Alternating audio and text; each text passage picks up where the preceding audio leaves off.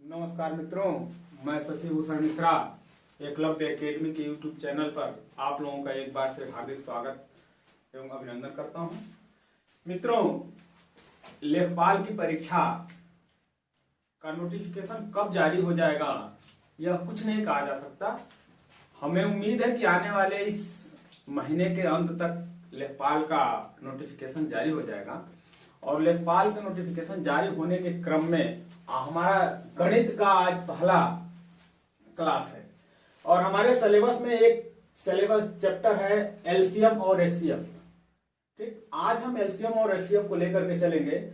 इससे पहले मैं आपसे एक निवेदन कर दूं कि आप यदि अभी तक हमारे चैनल को सब्सक्राइब नहीं किए हैं तो अधिक से अधिक सब्सक्राइब कर लें और अपने मित्रों में शेयर जरूर करें।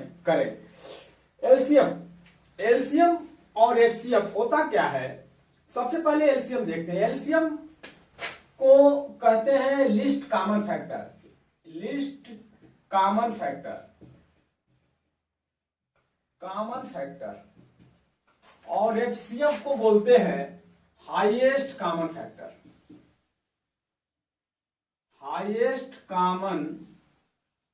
फैक्टर।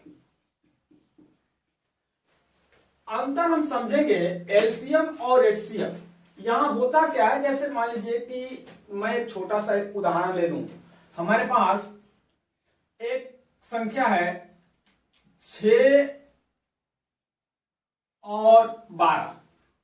6 और 12 न लेकर के 6 और 18 ले लीजिए। 6 और 18 का एलसीएम निकालना है। 18 के जगह पे 6 और 8 ले लीजिए, थोड़ी 18 भी मत लीजिए, 6 और 8 लीजिए। 6 और 8 का हमको निकालना क्या है? एलसीएम। ठीक, एक बार हम एलसीएम निकालते हैं, उसके बाद से एचसीएफ निकालते हैं। एलसीएम निकालने से पहले हम थोड़ा सा एक चीज आपको बता दें। यहां दो चीजें होती है। एक तो होता है फैक्टर। ठीक, फैक्टर का मतलब होता है गुणनखंड। ठीक, गुणनखंड। और एक होता है अपवर्त। ठीक, अपवर्त। अब हम अपवर्त और गुणनखंड में को समझने से पहले हम यहां समझें 6 और 8 का यदि हमको एलसीएम निकालना है तो एलसीएम का मतलब लिस्ट कॉमन फैक्टर, यानी कि यह संख्या का वह मान जो आपका यदि मान आता है तो ये दोनों संख्याएं उस संख्या को क्या करें? विभाजित करें। जैसे सपोज 6 और 8 का एलसीएम निकालना है तो सबसे पहले 6 का क्या कर लेंगे? हम गुणनखंड निकाल लेंगे। तो 6 का निकलेगा 2 इंटू 3। ठीक, और 8 का होगा 2 इंटू 2 इंटू 2। अब देखते हैं एलसीएम निकालेंगे तो इन ऊपर वाली संख्या को क्या कर लेंगे? पूरी की पूरी लिख लेते हैं, 2 इंटू 3। अब देखते हैं कि ऊपर वाली संख्या में कौन एक संख्या है जो आपका दोनों में कॉमन है। तो 2 आपकी दोनों में कॉमन है। बाकी जो शेष संख्याएं हैं उसको भी यहां क्या कर लेंगे? लिख लेंगे। आपका जो मान आएगा वह कितना आएगा? 2 3 6, 6 दूना के 12, 12 दूना के 24। ठीक, 6 और 8 का आपका एलसीएम कितना हो गया? 24। अब यहां तो यह एलसीएम हुआ। इसी का यदि एचसीएफ निकालना हो, ये तो हमारा, अब देखिए 24 क्या है, हम आपको अभी बताए थे कि जो एलसीएम आएगा वह दोनों संख्याओं से क्या होगी? पूरी तरह से विभाजित होगी। जैसे 6 से भी विभाजित है और 8 से भी पूरी तरह से विभाजित है। अब यदि इसी का हम एचसीएफ निकालते हैं, हाईएस्ट कॉमन फैक्टर, तो हाईएस्ट कॉमन फैक्टर निकाल करके देखते हैं वह क्या होता है, वह कैसे निकलता है हाईएस्ट कॉमन फैक्टर। जैसे 6 का हो गया तो 6 का हम गुणनखंड करेंगे, 2 इंटू 3 हो गया, और 8 का निकालेंगे तो ये हो जाएगा 2 इंटू 2 में, यानी कि अब इसमें कौन ऐसी संख्या है जो दोनों में कॉमन है? कौन ऐसी संख्या है जो दोनों में कॉमन है, यानी कि वह बड़ी से बड़ी संख्या जो दोनों को पूरी तरह से विभाजित करता है। 6 को भी विभाजित करेगा और 8 को भी विभाजित करेगा। तो कौन ऐसी बड़ी से बड़ी संख्या है जो दोनों में कॉमन है? तो 6 में क्या है? 2 भी कॉमन है और 8 में 2 भी कॉमन है। जो दोनों में कॉमन होगी वही क्या हो जाएगी? उसकी एचसीएफ हो जाएगी। एचसीएफ यानी कि हाईएस्ट कॉमन फैक्टर कितना, 2। अब देखिए यहां पे आपको देखना इसका क्या निकल गया, हाईएस्ट कॉमन फैक्टर यानी कि लघुत्तम महत्तम समापवर्तक, ठीक ना, महत्तम समापवर्ती, ठीक ना। ये महत्तम समापवर्ती आपका कितना हो गया, 2 हो गया। लघुत्तम समापवर्तक कितना हो गया, लिस्ट कॉमन फैक्टर, ठीक ना। ये लघुत्तम समापवर्तक कितना हो गया आपका, इसको बोलते हैं लघुत्तम, ठीक ना, हिंदी में बोलते हैं लघुत्तम समापवर्तक, ठीक ना। ये आपका हो गया कितना, 24। ये आ गया आपका 2। अब इन दोनों का क्या करिए कि लघुत्तम समापवर्तक और महत्तम समापवर्तक इन दोनों का आपस में गुणा करेंगे तो कितना हो जाएगा, 24 इंटू 2 बराबर कितना हो गया, 48। अब आप 6 और 8 का आपस में गुणा करके देखिए कितना हो गया, 48। यानी एक यहां पे एक चीज और आ गया, एक फार्मूला और आपके लिए निकल के आ गया कि लघुत्तम समापवर्तक लॉसो इंटू मौसो बराबर पहली संख्या गुणे दूसरी संख्या, ठीक। आपका एक फार्मूला और आ गया कि मौसो, ठीक, मौसो इंटू लॉसो बराबर पहली संख्या गुणे दूसरी संख्या।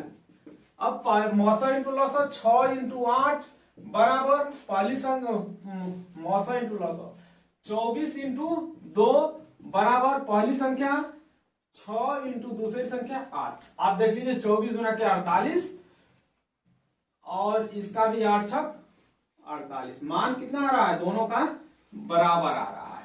एक इससे जो है आप चार्ज, यदि इसमें क्या होता है कि प्रश्न दे देता है कि किसी संख्या का मौसो इतना, किसी दो संख्याओं का मौसो इतना है, लौसो इतना है, यदि उसमें एक संख्या इतना है तो दूसरी संख्या ज्ञात करिए।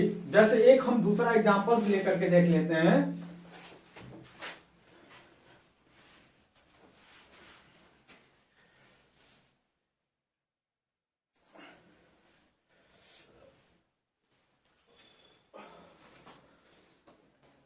कहे यदि दो संख्याओं का लॉसो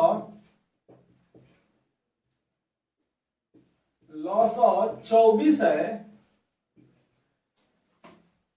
लॉसो 24 है तथा मौसो 2 है।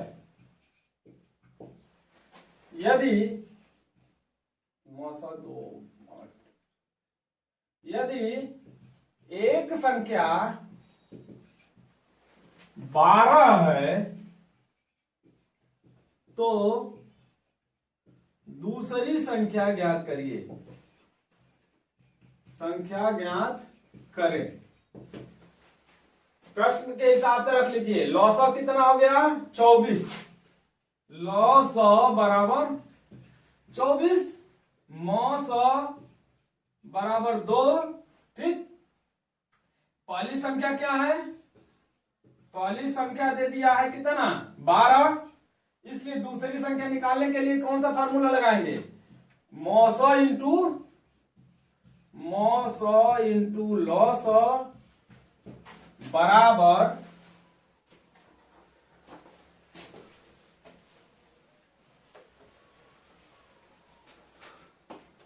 पहली संख्या गुणे दूसरी संख्या। मौसो इंटू लॉसो 24, मौसो कितना है 2 इंटू लॉसो हो गया 24 बराबर पहली संख्या कितनी हो गई है 12 गुणे दूसरी संख्या ज्ञात करनी है। अब क्या कर लीजिए, दूसरी संख्या ज्ञात करने के लिए दूसरी संख्या बराबर 2 इंटू 24 बटा में 12, ठीक। अब इसमें क्या कर लीजिए, 12 से इसमें भाग दीजिए, 12 दूना 24, कितना हो गया 4। दूसरी संख्या कितनी हो जाएगी 4। तो एक फार्मूला तो आपका ये आ गया। अब हम मौसा और लौसा निकालते कैसे हैं, हम इसके तरीके, इसके दो तरीके मुख्यतया हैं। ठीक, मुख्यतया दो तरीके हैं। पहला तरीका है गुणनखंड विधि, ठीक, जो कि अभी मैंने आपको बताया। पहला तरीका देखते हैं मौसा निकालने का तरीका। मौसा कैसे ज्ञात करेंगे, तो गुणनखंड विधि से मौसा ज्ञात करने का कई संख्याएं हो सकती है, कोई जरूरी नहीं कि दो ही संख्याएं हो, 4 संख्याएं, 5 संख्याएं, 6 संख्याएं, 8 संख्याएं, कोई कई संख्याएं हो सकती हैं। तो उसमें आपको निकालना पड़ेगा। पहला तरीका है आपका गुणनखंड विधि। गुणनखंड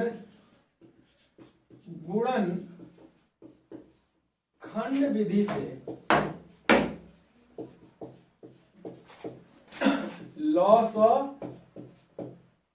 ज्ञात करना।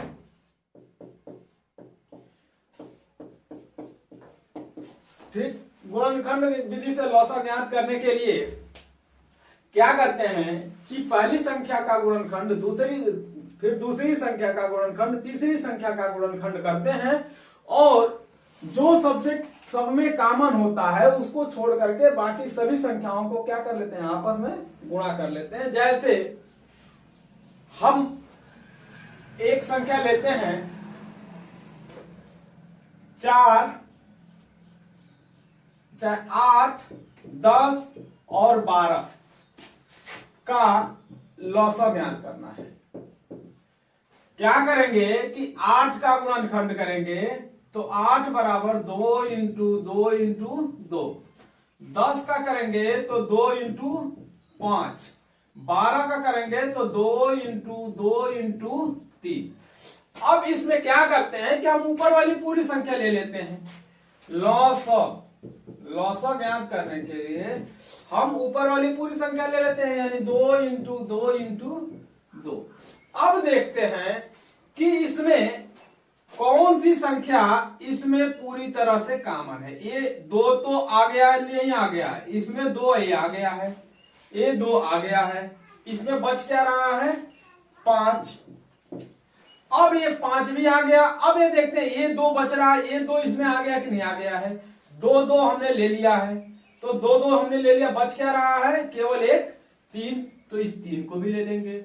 अब इसका आपस में गुणा कर देंगे तो ये क्या आ जाएगा, 2 दूना के 4 दूना के 8 5 40 120। ये इसका क्या हो जाएगा, लॉसा हो जाएगा। 120 इसका लॉसा होगा। अब कोई और संख्या ले लीजिए, जैसे मान लीजिए कि बड़ी संख्या लेते हैं 30।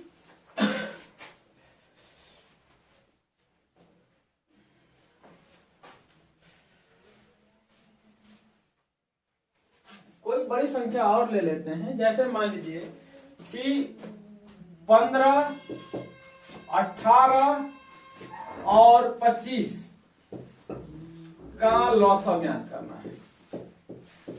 15, 18 और 25 का लॉसा ज्ञात करेंगे। कैसे ज्ञात करेंगे, 15 का हम क्या कर लेंगे, आपस में गुणनखंड कर लेंगे, तो 15 का हो जाएगा कितना 3 इंटू 5। 18 का करेंगे तो 18 बराबर 2 इंटू